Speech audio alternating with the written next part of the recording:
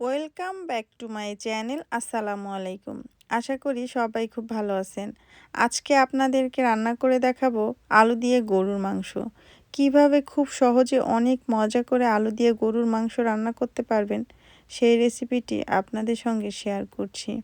মাংস রান্না করার জন্য প্রথমে এখানে আমি 1 কেজি গরুর মাংস নিয়েছি এখানে আলু। প্রথমে মাংসের ভিতরে আমি মশলা মেখে নিব। মাংসের ভিতরে দিয়ে দিচ্ছি 1 কাপ পরিমাণে পেঁয়াজ কুচি। পেঁয়াজগুলোকে আমি বড় বড় করে কুচি করে নিয়েছি। দিয়ে দিচ্ছি 2 টেবিল চামচ পরিমাণে আদা রসুন বাটা। দিয়ে দিচ্ছি এলাচ, দারচিনি, তেজপাতা আর লবঙ্গ। দিয়ে দিচ্ছি স্বাদ মতো লবণ। দিয়ে দিচ্ছি বড় 1 চা চামচ পরিমাণে লাল মরিচের গুঁড়া। দিয়ে দিচ্ছি হাফ চা চামচ পরিমাণে হলুদের গুঁড়া। দিয়ে দিচ্ছি হাফ চা চামচ পরিমাণে জিরার গুঁড়া। দিয়ে দিচ্ছি হাফ চা চামচ পরিমাণে ধনিয়া গুঁড়া। দিয়ে দিচ্ছি 1/4 চা চামচ পরিমাণে জয়ফলের গুঁড়া। দিয়ে দিচ্ছি 1 চা চামচ পরিমাণে গরম মশলার গুঁড়া। এখন দিয়ে দিচ্ছি 4 টেবিল চামচ পরিমাণে টক দই। এখন মাংসটাকে হাত দিয়ে 2-3 মিনিট মেখে নিব। হাত দিয়ে মাংসটাকে 2-3 মিনিট মেখে নিলাম। এখন মাংসের ভিতরে দিয়ে দিচ্ছি 2 টেবিল চামচ পরিমাণে তেল। তেল দিয়ে মাংসটাকে আরও 2-3 মিনিট মেখে নিলাম। মাংসটা ভালো মতো মাখানো হয়ে গিয়েছে। এই মাংসটাকে এখন আমি ঢাকনা দিয়ে ঢেকে আধা ঘন্টা রেস্টে রেখে দিব। আধা ঘন্টা পরে সরাসরি মাংসটাকে আমি চুলায় বসিয়ে দিলাম।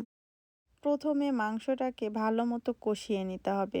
এমনভাবে কষাতে হবে যেন কষানোর ভিতরেই মাংসটা 50% সিদ্ধ হয়ে যায়। আমি প্রায় 25 মিনিটের মতো মাংসটাকে কষিয়ে নিয়েছি। মাংসের ভিতর থেকে অনেকটা পানিও বেরিয়ে গিয়েছে। এখন মাংসের ভিতরে দিয়ে দিচ্ছি আগে থেকে কেটে রাখা আলু। আলু দিয়ে মাংসটাকে 3-4 মিনিট কষিয়ে নিব।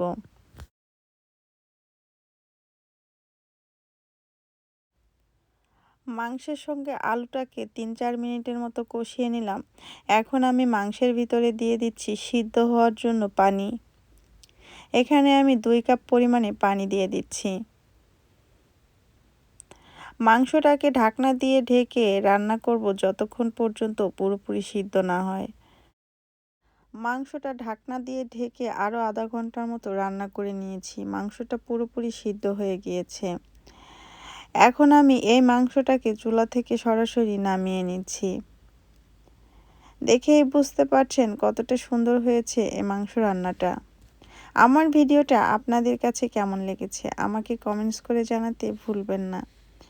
যারা এখন পর্যন্ত আমার চ্যানেলটি সাবস্ক্রাইব করেননি অবশ্যই সাবস্ক্রাইব করে দিবেন। আপনাদের জন্য নতুন নতুন রেসিপি নিয়ে হাজির হব। আজকে এই পর্যন্ত। সবাই ভালো থাকবেন। আমার জন্য দোয়া করবেন। আল্লাহ হাফেজ।